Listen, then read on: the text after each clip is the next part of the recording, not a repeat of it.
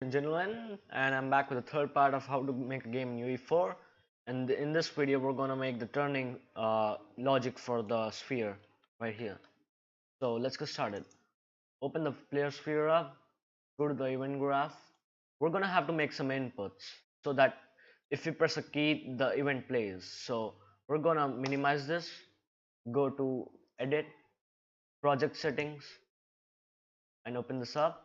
Go down to input, and you'll see these two things, action mappings and axis mappings. I've just made these two for testing, so let's just delete that. I'm going to go over axis mappings later. They aren't useful for now. Let's start with the action mappings. Press this little plus button and name this move left, and assign keyboard A to it.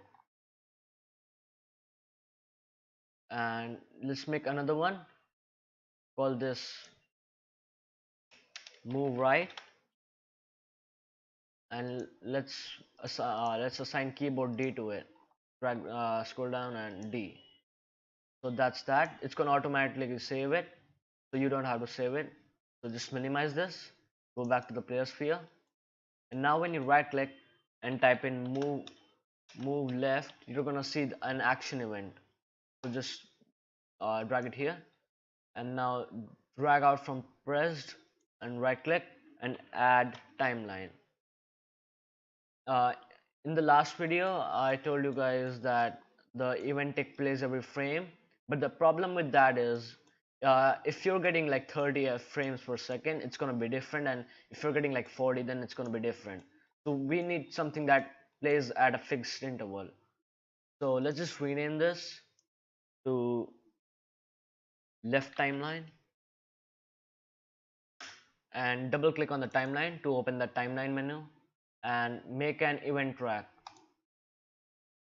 Let's name this track. Yeah, let's just name this track. And now you need just make the length to be like 0.02.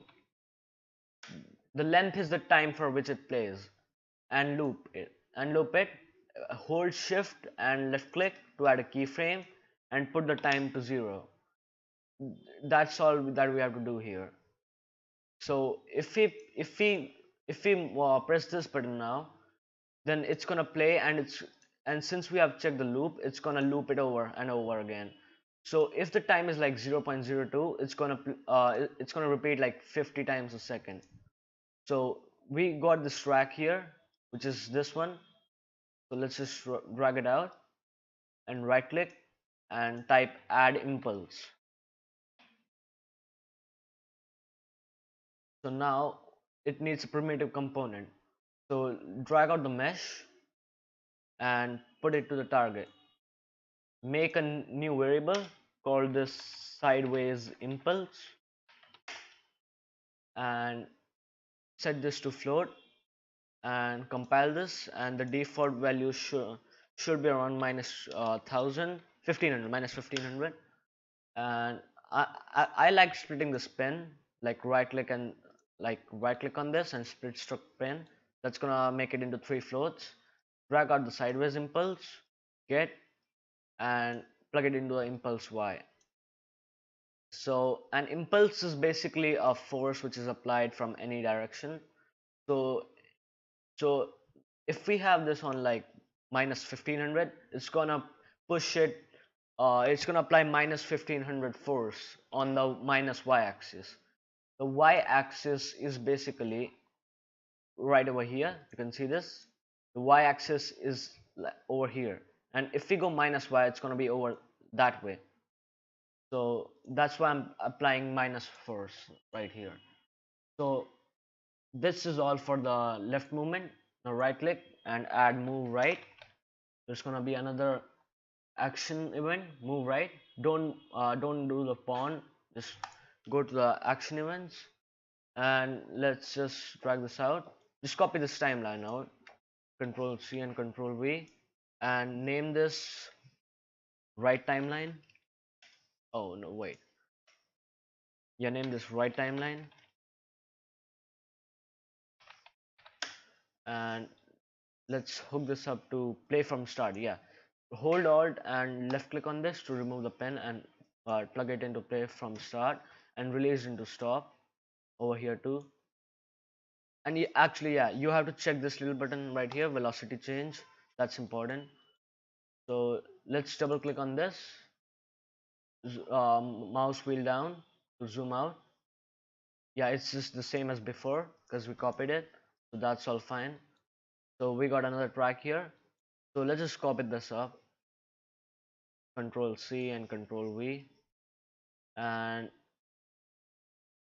you can right click on the, actually you can also, if you want to right click and then copy or duplicate it, but I like doing it by control plus C and control plus V. So let's just hook the track up to it, and this time drag this away and drag out, right click and type in absolute float. So what absolute does is, if the number is minus, it's gonna make it positive. Like minus 1500, it's gonna make into 1500. So it's like the opposite.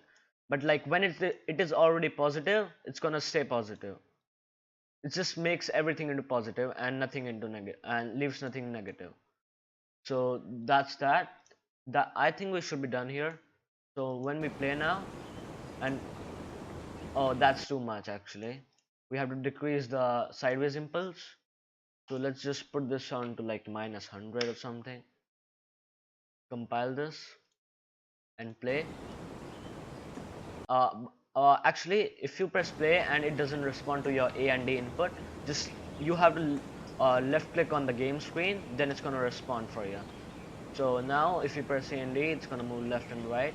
You can't really see the rotation of the sphere here, so we're gonna change the material of it. So let's go back into the player sphere, go to the viewport, select the mesh, and in the materials tab, let's just choose something like this. Search for bricks. Yeah, brick clay new. Yeah, just use this one, m underscore brick underscore clay underscore new. So that's a decent material. We're gonna be able to see the rotation on this. So if we just press play now, you can see the sphere is rotating nicely. You might want to increase the forward velocity because like the sideways velocity is too much comparing the forward velocity. Let's just close this window, go back to the player sphere, and let's just set the velocity to like 2000 probably. Now press play. Oh, that is freaking fast. We might want to reduce it later, but I think that's gonna be all for this video. Please like and subscribe if it helped you, and I'm gonna see you guys in the next video.